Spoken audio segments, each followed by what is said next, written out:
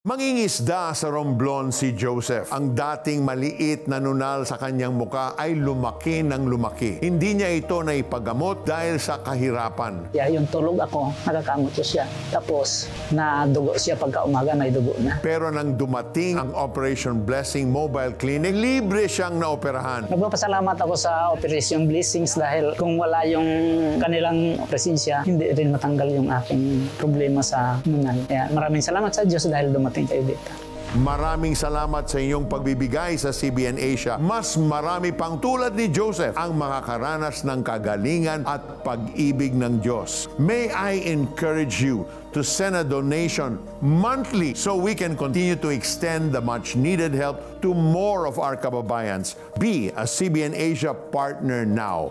Please scan the QR code or call the numbers on your screen. God bless you as you give.